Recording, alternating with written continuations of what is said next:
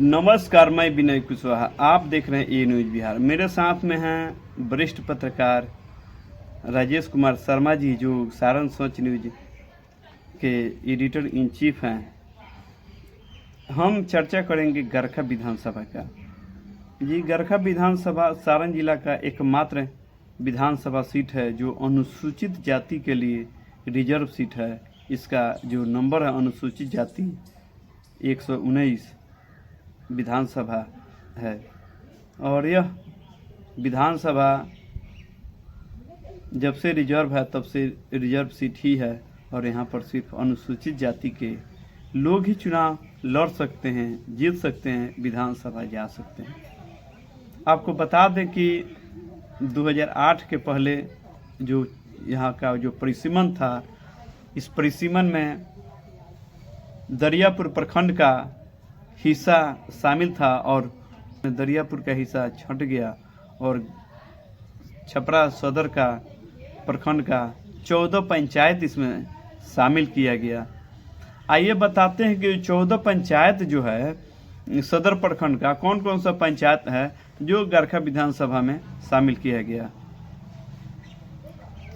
बदलू टोला, लोहरी, पूर्वी तिलपा, शेरपुर, बिशुनपुरा, खलपुरा, चिरान, जलालपुर, भैरवपुर निजामत, डुमरी, मुसेपुर, रायपुर बिनगावा, कोटवा पटीरामपुर और महाराजगंज पंचायत को शामिल कर गरखा विधानसभा का पुनर्गठन किया गया।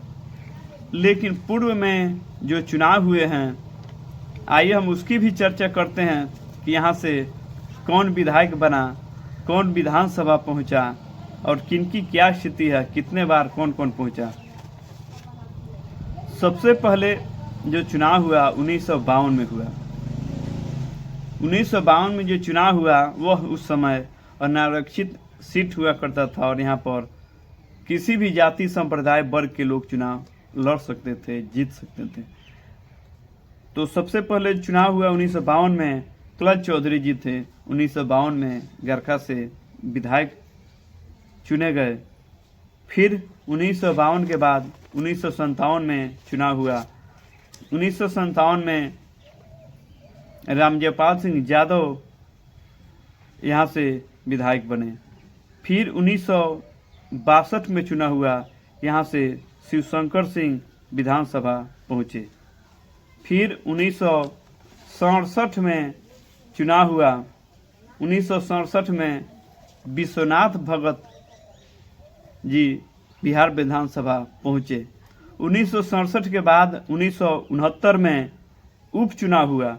उपचुनाव के बाद में जगलाल चौधरी जी पुनः बिहार विधानसभा पहुँचे। 1972 में फिर विधानसभा चुनाव हुआ। 1972 में जो चुनाव हुआ उसमें रघुनंदन माझी बिहार विधानसभा के सदस्य बने, गरखा से निर्वाचित हुए। फिर 1977 का चुनाव हुआ। उस चुनाव में मुनेश्वर चौधरी जी बिहार विधानसभा में पहुँचे, यानी कि गरखा से विधायक चुने गए। फिर 1980 का चुनाव हुआ। 1980 में विधानसभा का चुनाव हुआ, उसमें फिर रघुनंदन माझी कांग्रेस प्रत्याशी के रूप में पुनः विधानसभा पहुँचे। फिर 1985 में चुनाव हुआ। 1985 के विधानसभा चुनाव में रघुनंदन माझी फिर गरखा से कांग्रेस प्रत्याशी के रूप में निर्वाचित घोषित किए गए। फिर आपको बता दें 1990 का विधानसभा चुनाव हुआ। 1990 के विधानसभा में मुनेश्वर चौधरी निर्दलीय प्रत्याशी के रूप में गरखा से विधायक चुने गए, विधानसभा पहुँचे। फिर 1995 में जनता दल के टिकट पर फिर मुनेश्वर चौधरी बिहार विधानसभा पहुँचे। फिर 2000 का जो चुनाव हुआ उसमें भी मुनेश्वर चौधरी जी राजद प्रत्याशी के रूप में विधानसभा पहुँचे। फिर 2015 में चुनाव हुआ। उस चुनाव में मुनेश्वर चौधरी जी राजद प्रत्याशी के रूप में विधानसभा पहुँचे। माने कि मुनेश्वर चौधरी गरखा से 5 बार विधानसभा के सदस्य रह चुके हैं। वही 2005 का जो चुनाव हुआ था, फरवरी का में जो चुनाव हुआ था, उस फरवरी के वाला चुनाव में रघुनंदन मांझी जी विधायक चुने गए थे, लेकिन 2005 के फरवरी वाला जो चुनाव हुआ उसमें तमाम निर्वाचित सदस्य अभूतपूर्व विधायक बनकर रह गए। लेकिन फिर 2005 का जो नवंबर महीना में चुनाव हुआ, उस नवंबर महीना के चुनाव में फिर ज्ञानचंद मांझी गरखा से भाजपा प्रत्याशी के रूप में निर्वाचित घोषित किए गए और गरखा से विधायक बने। फिर 2010 का चुनाव हुआ, उस चुनाव में ज्ञानचंद मांझी पुनः भाजपा के विधायक बने। यानी कि रघुनंदन मांझी जी 5 बार विधायक बने, मुनेश्वर चौधरी जी 5 बार विधायक बने, ज्ञानचंद मांझी जी गरखा से 2 बार विधायक बने। फिर 2020 का विधानसभा चुनाव हुआ, उस चुनाव में राजद प्रत्याशी के रूप में सुरेंद्र राम जी गरखा से पहली बार विधायक बने और विधायक बनने के बाद गरखा से पहली बार विधायक बनते ही उन्हें राज्य सरकार में कैबिनेट मंत्री बना दिया गया और कैबिनेट मंत्री बनकर श्रम संसाधन विभाग के मंत्री बने और गरखा के लिए उन्होंने जो काम किए, जो प्रयास किए, काफ़ी सार्थक रहा। और यहाँ पर जो मात्र 2 हुए गरखा से, यानी गरखा से 3 विधायक निर्वाचित हुए, जो कि राज्य सरकार में मंत्री बनने का सपना साकार हुआ। जो पहली बार जो मंत्री बने जगलाल चौधरी जी थे, जो कि बिहार सरकार में स्वास्थ्य मंत्री बने थे। दूसरी जो मंत्री हैं मुनेश्वर चौधरी जी, जो सरकार में गन्ना विकास विभाग एवं खनन विभाग के मंत्री बने। और तीसरे जो मंत्री के रूप में गरखा को मिला सुरेंद्र राम जी, जो कि यहाँ श्रम संसाधन विभाग के मंत्री बने।